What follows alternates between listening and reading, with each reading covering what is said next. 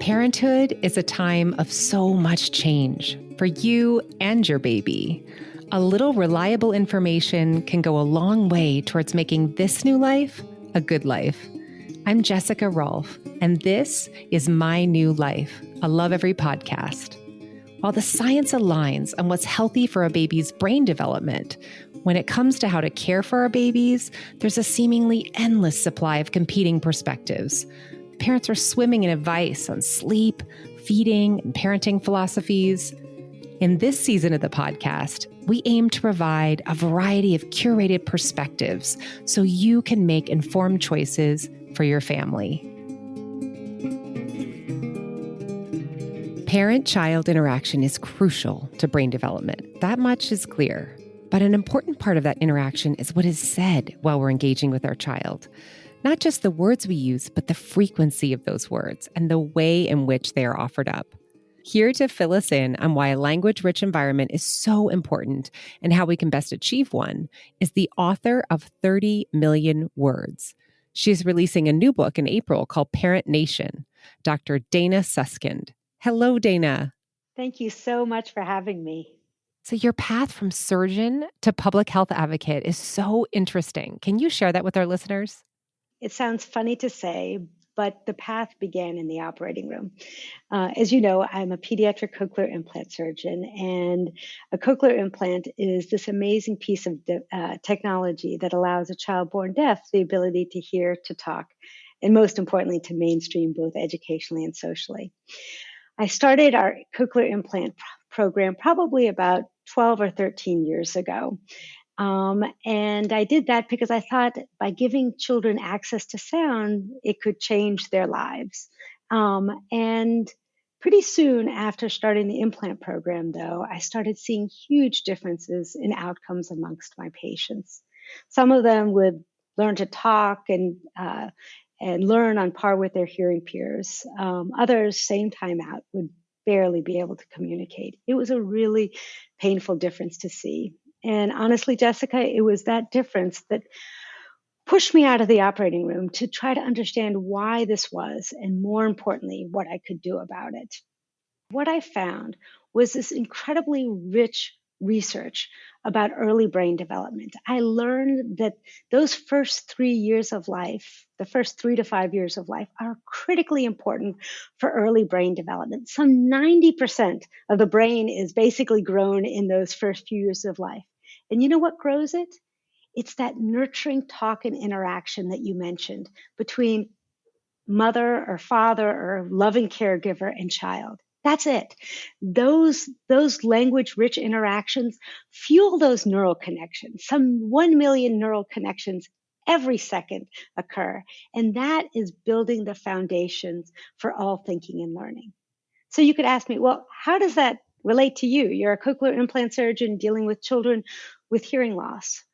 Well, what it turned out was that some of my patients, even though I gave them access to sound, the reason it wasn't unlocking all the potential was they didn't have that rich early language environment to listen to. And it was that really pushed me to understand that all parents want the best for their children. All parents have within them the powerful talk and interaction to build their children's brains. What parents needed were the knowledge and the tools and the support to make that happen. And so in 2015, you wrote this book called 30 Million Words, Building a Child's Brain. So for parents who are new to this concept, can you tell us a little bit more about this 30 million word study? Yeah. And before I even tell you about that study, you could say, why did you write a book? Well, I figured if this powerful brain science pulled a surgeon out of the operating room, even though I still operate every week, and inspired her to understand how powerful parents are, well, certainly I wanted the entire country, the entire world to understand how powerful and important parent talk and interaction was. And so the name of the book really came from this study done, 30 plus years ago, which basically found that there was a large language exposure what they call gap between some children who are born into rich language homes and some who are not. And they found this gap that they said was 30 million words. And based on this exposure to language, according to this research, it predicted differences not just in vocabulary, but IQ and test scores. Now, I want to make clear that it has never been about the quantity of language. And in truth, that first study is really just the first sentence in a robust literature that shows how important talk and interaction is. Children need to be exposed to a lively stream of words every day to fuel those neural connections. And it's both quantity and quality of words that stimulates the brain. It's not just about number of words. And so in truth, Jessica, I've sort of distanced myself a little bit from that term 30 million words, because I think it gives the wrong sort of message. It's really about rich, nurturing interaction. I will admit, when I first learned about the 30 million word study, I just started talking at my baby, right? And I think that's, I was like, oh my gosh, this makes such a difference. I'm just going to talk, and never really did that pausing for the back and forth. You break down a child's language environment into 3 components, like the words the child hears, how many they hear, which we're talking about right now, this 30 million words being like a little bit of a less relevant to the science today, and then how those words are said. Can you speak to the words a child hears? Like, how as parents can we put this into practice and help our child, have this optimal development experience? Absolutely. Well, I am a scientist, a neuroscientist, and if you really look at the research, there are so many different components. But what we did at the center, the TMW center that I run at the University of Chicago, is we've culled it down to what we call the 3 T's.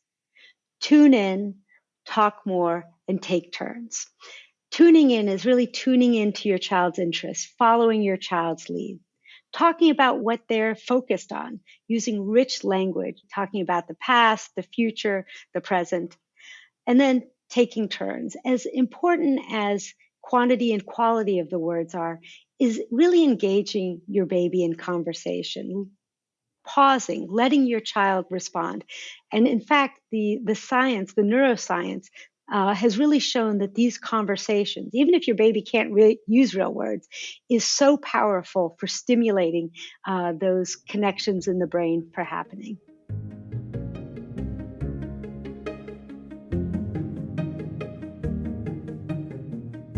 Lots of brain growth happens in the first 3 years of life.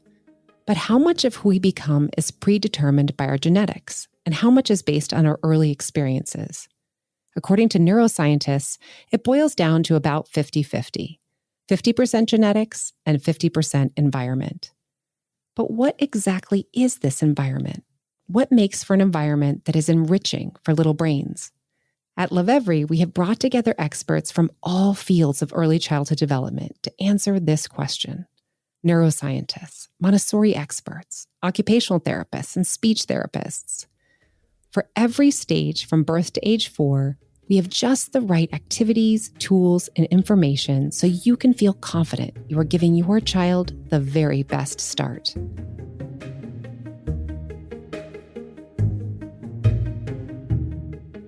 I loved learning that too. So that's what I did with my second child. My first child just got a lot of language. My second child got a lot more conversational turns. I'm speaking in research speak, but you also noted that maybe the 4th T should be turn it off. How can parents prioritize language in the face of so much streaming? I'll tell you, as a physician who every day interacts with amazing parents who love their children, I have seen a dramatic shift when I go into the clinics.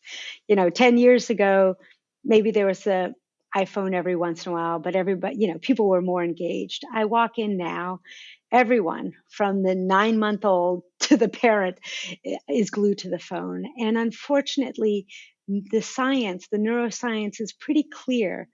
Babies don't learn from technology, especially in those first few years of life.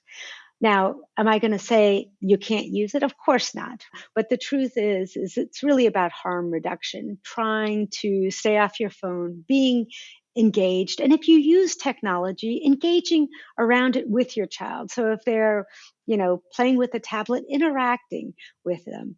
But yes, the turn it off, I think, is becoming more and more of an issue. So You write that even cooing, like the mama loves you and oh, it's so sweet, and all of those sort of like kind of the goofy things that we say, they have a critical role to play as catalysts. Like, what is that role? Can you define that for us? absolutely. Well, I always joke that one of the biggest misconceptions out there is baby talk is no good. Now, I'm not talking about gaga goo goo, but that sing-songy, what we call parentese voice, is so critical in the early years for children's learning, for their language learning. It's how they start making sense of the language of their native tongue and starts allowing them, instead of hearing a continuous stream of sound. When you think about it, that's what language is. It's a continuous stream of sound, but that cooing actually helps children segment the sounds and understand and grow their vocabulary. So use that sing-songy voice and get everyone around you doing it. Some of my favorite stories of people that I interviewed for my different books. I remember this one dad, Randy, a big tough Marine who was part of our program. And he talked about how he started using parentese and getting on the floor and, you know, not, cooing and doing that sort of stuff. And his brother said, Randy, what are you doing? And he said, I'm growing my baby's brain. That's what makes your heart sing. The science is so clear that language really does make a difference in brain development. It's like the one, if you're going to do one thing, Yeah. it's this talking and having this back and forth interaction and really tuning into your child that verbally that can make a difference. So I often wonder about language that is overheard. So let's say you're on a conference call and your child is there, your baby is there, or you're have got like radio on or a TV or something happening, or your child is watching something.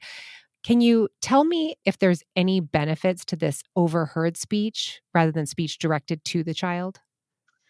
Yeah, I mean, in truth, the research really shows that it's child directed speech that helps children learn language. It would be so great if background noise from the television and from parents talking on the phone helped children's brains, but it's really that child directed speech that helps children learn language.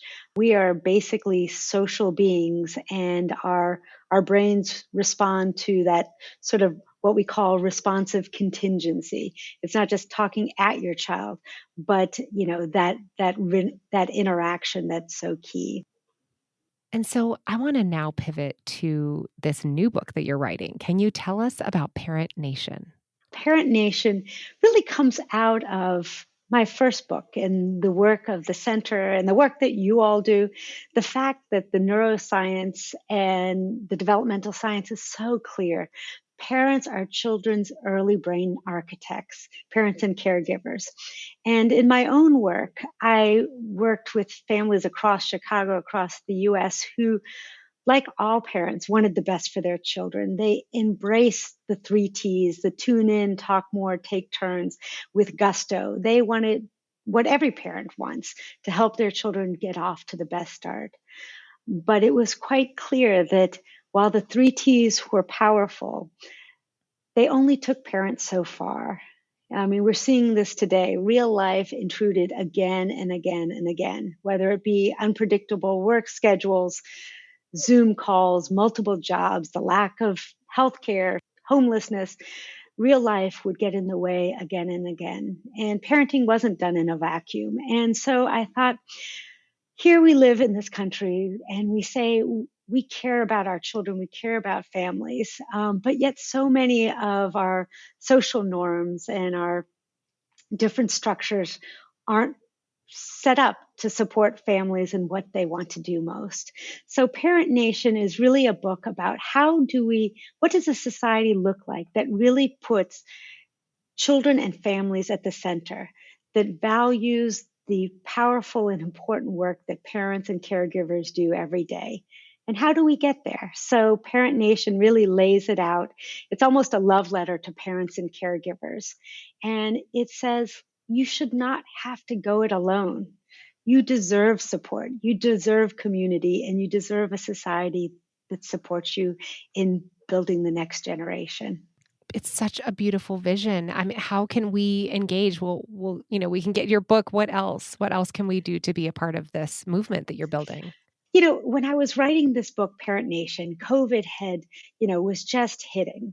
And I started talking to parents beyond the families that we work with at TMW, from all walks of life, from all religious backgrounds, all political affiliations. And I heard the same stories again and again. All these parents loving their kids, dealing with sleepless nights, just wanting to do right by their children. Most of this country believes in the power of family, believes in the power of parents and caregivers, but they don't look at each other as allies, and they don't look at themselves as a collective whole, pushing forward for a society that truly values children and families.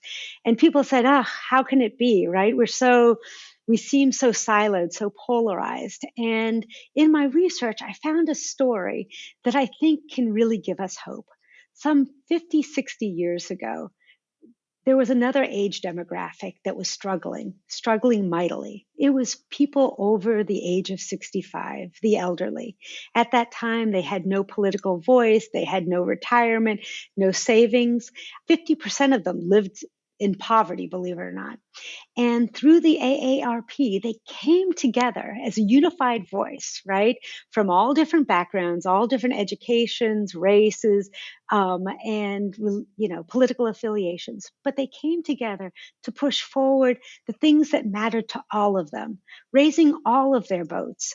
And fast forward today, 50 years later, and there is no group that is better supported, has more of a voice. And I thought, you know what? Parents can be that same thing. And so my dream is that we come together in small groups across the country, figuring out what we can do in our own community to make it more family friendly, whether it be the role of business as allies, the role of community, the role of policy, social norms, whatever it is, that we come together and little by little, we can shift this country, that it truly becomes the family friendly, child-centered country that I know it can be. I am so grateful to know about this and thankful for you pulling all of this work together and pulling us together as parents. So really appreciate this conversation. Thank you so much for being with us today. Oh, thank you so much. It's been a pleasure. For practical tips on how to create a language-rich environment for your baby and toddler, tune into My New Life episodes, Get Your Baby Talking with the Speech Sisters, and Baby Talk, Learning Your Baby's Language with Communication and Play with Dr. Kathy Hirsch-Pasek. You've been listening to My New Life. If you think this episode might be helpful to a fellow parent, please share. And if you'd like to learn more about the topics discussed in today's show, head over to lovevery.com. That's LOVEVERY.com. I'm Jessica Rolfe. Thanks for listening.